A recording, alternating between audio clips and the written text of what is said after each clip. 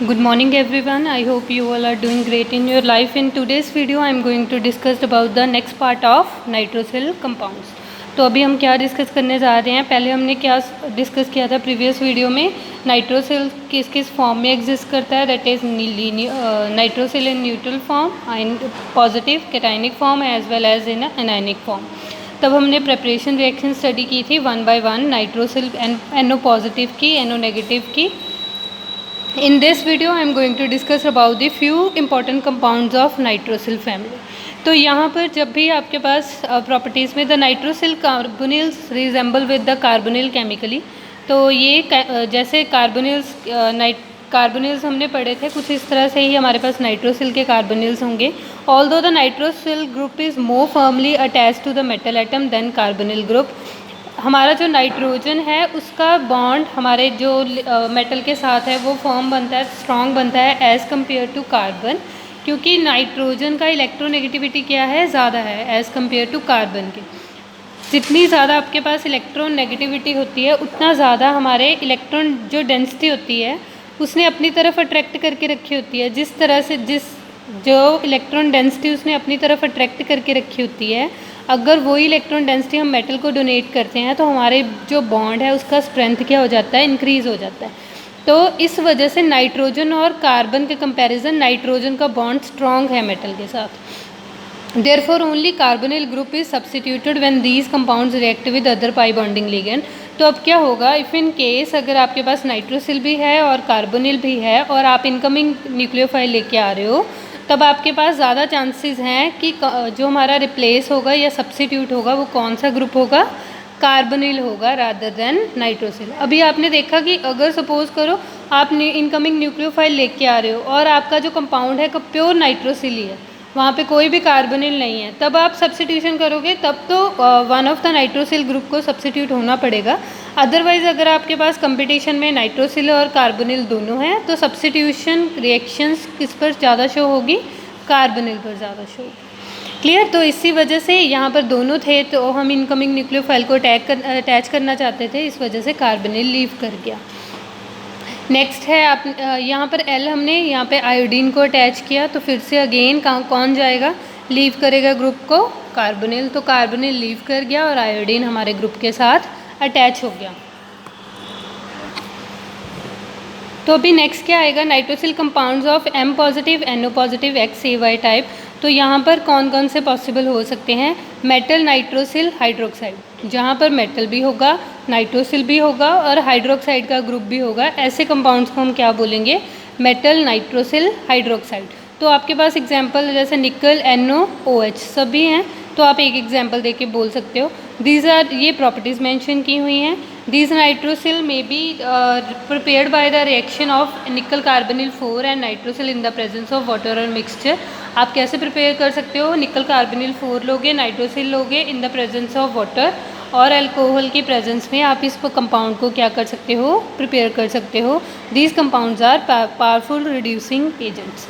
Next आपके पास है मेटल नाइट्रोसिल हैलाइड। तो अभी टाइप में क्या बोलेंगे, the compounds in which metal along with the nitrosyl as well as halide group is present, these compounds are called metal nitrosyl halide। तो आप इनमें से कोई सी भी एग्जांपल कर सकते हो, जैसे निकल भी है, नाइट्रोसिल भी है और एक्स यहाँ पे आप एक बार बोल दोगे कि क्लोरीन या कोई भी हेलोजन है।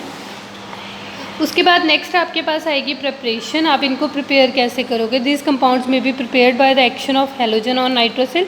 आपने कार्बोनिल नाइट्रोसिल का कंपाउंड लिया और उसके बाद उसे हेलोजन के साथ रिएक्ट करवाया, जो प्रीवियस रिएक्शन हमने की थी। यहाँ आप क्या कर सकते हो, मेटल हैलाइड लिया, कार्बन मोनोऑक्साइड यहाँ पे इंट्रोड्यूस किया, ठीक। तो यहाँ पर आपने इसे नाइट्रोसिल को अटैच करवाया और इस वे में भी आप प्रिपेयर कर सकते हो।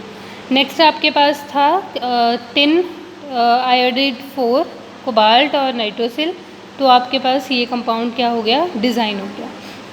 उसके बाद आया प्रॉपर्टीज़ में क्या है, these are polymeric with halogen bridge. यहाँ क्योंकि हमें पता है जो हेलोजन है उसकी ब्रिजिंग टेंडेंसी है, तो अगर आप इसे पॉलीमेरिक फॉर्म में चेंज करना चाहते हो, यहाँ पे तो देखो एक ही मेटल था, तो हमारा जो हेलोजन है वो क्या है, टर्मिनल पोजीशन पे ही है।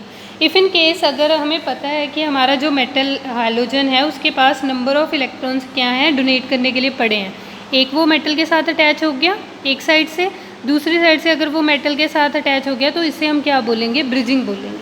तो ये डिपेंड करता है कि आप कितने मेटल आइटम्स अटैच कर रहे हो, तो इसकी टेंडेंसी है ब्रिजिंग शो करने की। They react with another ligands to form mononuclear complex. अगर ये किसी और लिगेंड के साथ रिएक्ट करते हैं तो मोनो फॉर्म में चेंज हो जाते हैं। This compound react with potassium sulphide और this give are called Roussin salt. तो इसका नेम आप याद रख लेना। ये सॉल्ट ना आपको स्ट्रक्चर भी हम इसकी लास्ट में स्टडी करेंगे तब आपको क्लियर हो जाएगा। FeNO 2 ट्वाइस, ये सिर्फ प्रेपरेशन रिएक्शन है, आप इनमें से कोई सी भी एक तो कर लेना। मेटल नाइट्रोसिल थायो complexes one of the important example. तो यहाँ पर आपके पास मेटल नाइट्रोसिल और थायो का कोई कॉम्प्लेक्स होगा। ए में बी द हाइड्रोजन और द मेटल आइटम। सल्फर है जो आपका फर्दर किसी मेटल आइटम के साथ भी अटैच हो सकता है या वो हाइड्रोजन सिंपली होगा। तो आपके पास टाइप कुछ इस तरह से होगी, मेटल, आयरन, नाइट्रोसिल और सल्फर। सल्फर में भी ए लगा हुआ तो ए कुछ भी हो सकता है। जो इम्पॉर्टेंट कंपाउंड्स है जिसको हम डिटेल में स्टडी करेंगे वो है आपका ब्राउन रिंग। जो हम यहाँ पर जब भी हम डिटेक्शन करते हैं किसी भी रिएक्शन मिक्सचर में तो ज़्यादातर हमने ब्राउन रिंग की रिएक्शन की होगी in the case of carbohydrates और समथिंग। तो वहाँ पर जो ब्राउन रिंग फॉर्म होती है वो इस कंपाउंड की वजह से फॉर्म होती है। क्लियर? तो इस कंपाउंड को हम डिस्कस कर लेते हैं। सबसे पहले आपके पास यहाँ पे आप क्या करोगे, सोडियम नाइट्रेट का सॉल्ट लोगे और उसे जब सल्फ्यूरिक एसिड के साथ ट्रीट करवाओगे तो वो सोडियम बाइसल्फेट में चेंज हो जाएगा और नाइट्रिक एसिड। फर्दर आपके पास जो नाइट्रिक एसिड है वो आयनिक फॉर्म में चेंज हो सकता है, वो एक इलेक्ट्रोलाइट है, H पॉजिटिव और NO3 नेगेटिव में चेंज हो सकता है। अभी आपके पास रिएक्शन स्टार्ट होगी, आपने FeSO4 ऐड किया। FeSO4 मीन्स 2 पॉजिटिव फेरस का सल्फेट ऐड किया, potassium nitrate nitric acid add किया और सल्फ्यूरिक एसिड ऐड किया। तो वो किस में चेंज हो गया, उसकी ऑक्सीडेशन होगी 2 पॉजिटिव से। ये दोनों ऑक्सीडेटिंग, जिसे हम मिक्सचर नाइट्रेटिंग मिक्सचर बोलते हैं, इसने क्या करना है, 2 पॉजिटिव को क्या कर देना है, ऑक्सीडाइज कर देना है इन 3 पॉजिटिव। 2 पॉजिटिव की फॉर्म सारी 3 पॉजिटिव में चेंज हो जाएगी। तो आपके पास ये रिएक्शन है, ये आपकी मॉलिक्यूलर फॉर्म में है, ये आपकी आयनिक फॉर्म में है। आप इन दोनों में से कोई सी भी एक करोगे। उसके बाद क्या होगा, FeSO4 जब वाटर के साथ या नाइट्रोसिल के साथ रिएक्ट करेगा तो आपको अपनी ब्राउन रिंग क्या हो जाएगी, आपकी फॉर्म हो जाएगी। तो यहाँ पे भी सिमिलर वे में इसकी आयनिक फॉर्म दे रखी है, आप इन दोनों रिएक्शंस में से कोई सी भी कर सकते हो। अभी it is stable at low temperature and decomposes on heating. जब भी हम ब्राउन रिंग फॉर्म करते हैं ज़्यादातर वो नॉर्मल टेम्परेचर पे ही फॉर्म करते हैं, या हमें कई बार आइस कोल्ड वाटर भी यूज़ करना पड़ता है। लेकिन जब आप उसे थोड़ा सा भी टेम्परेचर दोगे या हीट करोगे तो ये ब्राउन रिंग डिकम्पोज हो जाएगी again into its ionic form. कॉन्जेक्टिव आयंस कौन से हैं, कहाँ से प्रिपेयर किया था, आयरन से किया था 2 पॉजिटिव से, वाटर से और नाइट्रोसिल से, ये अगेन उसमें ब्रेक हो जाएगी। जो हमारा ये पर्टिकुलर कंपाउंड है, this compound is paramagnetic in nature and have 3.9 Bohr magneton in the presence of 3 unpaired electrons. Iron, यहाँ पर जो स्पेशल बात है, जो हमारा आयरन एग्जिस्ट कर रहा है ब्राउन रिंग में वो पॉजिटिव की फॉर्म में कर रहा है। ज़्यादातर जब हम कॉम्प्लेक्सेस स्टडी करते हैं iron will be in either in 2 positive state और इन 3 पॉजिटिव स्टेट, लेकिन इस ब्राउन रिंग में जो हमारा आयरन है वो पॉजिटिव की फॉर्म में है। That's why this compound is special. तो हम इसलिए इसे डिस्कस कर रहे हैं। तो एग्ज़ाम में भी कई बार आपको ब्राउन रिंग बोला होता है, कई बार कंपाउंड का नेम बोला होता है, तो यहाँ पर आपने उसको डिस्कस करना है। तो उसके बाद आपके पास आयरन पॉजिटिव के लिए हमारी इलेक्ट्रॉनिक कन्फिग्रेशन क्या होगी, T2G5 Eg2। तो उस हिसाब से यहाँ पर आपके पास जो कन्फिग्रेशन होगी T2G5 और Eg2 होगी। तो यहाँ पर आप आयरन पॉजिटिव में अपने इलेक्ट्रॉनिक कन्फिग्रेशन मेंशन कर दी, तो T2G5 और Eg2 में लिखा और एक इलेक्ट्रॉन आपका S में है। तो आपने आयरन पॉजिटिव के साथ इस फॉर्म में ही अटैच किया और आपके दोनों इलेक्ट्रॉन्स किसने ट्रांसफ़र किए, आपके जो लिगेंड्स हैं, नाइट्रोसिल है, 5 वाटर है, सब ने 2-2 इलेक्ट्रॉन डोनेट किए। जैसे वैलेंस बॉन्ड मॉडल है वो ही हम करेंगे वैलेंस बॉन्ड मॉडल के अकॉर्डिंग। क्लियर? उसके बाद नेक्स्ट आपके पास क्या आएगा, nitrosyl compound on the type of metal nitrosyl AY। अभी नेक्स्ट आपके पास टाइप क्या है, nitrosyl compound on the type of MNOX AY। तो यहाँ पर कौन कौन से कंपाउंड्स हो सकते हैं, मेटल का 3 ऑक्सीडेशन स्टेट की बात कर रहा है, तो आयरन 2 NO2 SO4 थ्राइस। तो यहाँ पर नेक्स्ट आपके पास है nitrosyl cyanide compounds. These are the type of metal nitrosyl cyanide group. हाँ, आपके पास जो इम्पोर्टेंट कंपाउंड है दैट इज़ सोडियम नाइट्रोप्रोसाइड, जो आप ज़्यादातर यूज़ करते हो या आपने सुन रखा है। तो उस स्पीशीज़ का जो नेम है वो क्या है? Na2, आयरन 2 पॉजिटिव, साइनाइड 5 और एन नाइट्रोसिल। तो इसे आप प्रिपेयर कैसे करोगे? जब आप सोडियम फेरोसाइनाइड के साथ सोडियम नाइट्राइड को रिएक्ट करवाते हो इन the presence of aqueous media, तब आपके पास ये कंपाउंड क्या हो जाता है? प्रिपेयर हो जाता है। By heating concentrated solution of this and 50% nitric acid give potassium ferricyanide. On cooling of HNO3 recrystallize and the liquor contains this, neutralized by sodium carbonate, then ruby red crystals of this compound is formed. तो exam में आपने ऐसा कोई procedure mention नहीं करना, आप simple से reaction देना कि आपको पोटाशियम फेरोसाइनाइड दिया गया, आपने उसे नाइट्रिक एसिड के साथ ट्रीट करवाया, which you change into potassium ferricyanide, ferri में चेंज कर लिया। उस फेरी को आपने नाइट्रोसिल और सोडियम कार्बोनेट के साथ चेंज करवाया and you will get sodium nitroprusside. The properties क्या है? ये रूबी रेड कलर का होता है।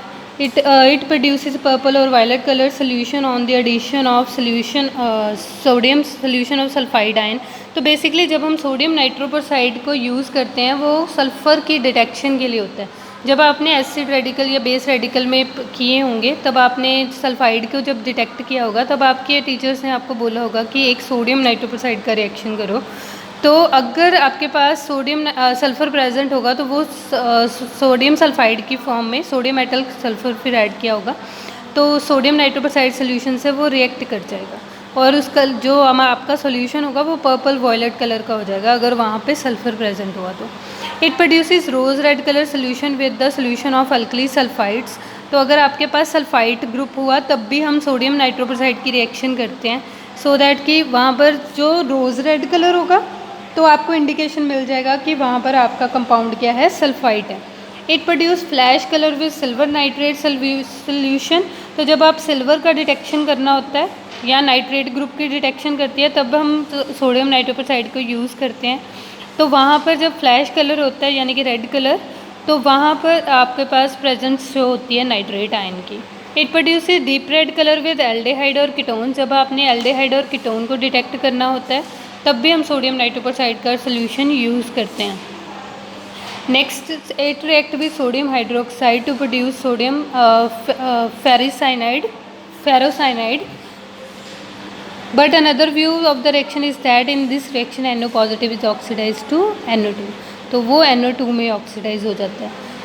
It is diamagnetic substance which confirms that NO is in the form of NO positive compound। यहाँ पर आपके पास जो स्ट्रक्चर है नाइट्रोप्रोसाइड की, आयरन अगेन आपका 3d6 4s2 की कन्फिग्रेशन में था, वहाँ आयरन 2 पॉजिटिव के लिए S में से दोनों इलेक्ट्रॉन रिमूव हो गए। आपको पता है साइनोइड क्या है? स्ट्रॉन्ग फील्ड लिगेंड है, that means electron will get paired up, electron pair up हो जाएंगे, जो आपका रिजल्टिंग कंपाउंड होगा वो क्या होगा? डायमैग्नेटिक। तो आप सिमिलर वे में यहाँ पर हमने उसे एक भी कंपाउंड को पेयर अप नहीं किया था क्योंकि ये इतने स्ट्रॉन्ग लिगेंड्स नहीं है, लेकिन सोडियम नाइट्रोप्रोसाइड में साइनाइड की प्रेजेंस में ये इलेक्ट्रॉन्स क्या कर जाएंगे? पेयर अप कर जाएंगे और जो हमारी हाइब्रिडाइजेशन आएगी that will be D2sp3 rather than यहाँ पे sp3d2 है, sp3d2 है, वहाँ पे आपकी जो हाइब्रिडाइजेशन होगी वो D2sp3 होगी और जो इलेक्ट्रॉन्स होंगे देखो यहाँ पे पेयर अप बोले हैं ना, T2g6 है, that means all the electron will be pair up, तो हाइब्रिडाइजेशन ऑटोमेटिकली आपके पास इनर फील्ड की आ जाएगी। तो इन दोनों कंपाउंड्स को एग्जाम में आपसे पूछा जा सकता है क्योंकि सोडियम नाइट्रोप्रोसाइड हम रिएजेंट यूज़ करते हैं बहुत सारे केमिकल्स को डिटेक्ट करने के लिए, एसिड में भी, बेस में भी, एल्डिहाइड कीटोन में भी। नेक्स्ट है आपके पास रूजिन्स ब्लैक सॉल्ट। रूजिन्स ब्लैक सॉल्ट में आपका जो फॉर्मूला था Fe4S3NO7, तो इसकी सिर्फ आपको बस स्ट्रक्चर ही है। आयरन, आपने यहाँ पे आयरन को लिंक किया, आपके पास 3 सल्फ़र थे तो सल्फ़र आपने हर एक सल्फ़र को ब्रिजिंग में रख लिया है। देखो क्योंकि सल्फ़र ऑक्सीजन की फैमिली का है ना, तो यहाँ पे 2 लोन पेयर ऑफ इलेक्ट्रॉन्स इसके पास अवेलेबल हैं, तो एक इस पेयर इसको डोनेट किया, एक पेयर इसको डोनेट किया, तो यहाँ पर ब्रिजिंग हो गई। सिमिलर वे में यहाँ पर आपने ब्रिजिंग कर दिया और 3 साइड से ब्रिजिंग किया हुआ है यहाँ पे, क्लियर। तो उसके बाद जो नाइट्रोसिल है वो आपके पास टर्मिनल पोजीशंस पे आ जाएंगे सारे आयरन्स के। That's all about this video. Thank you so much.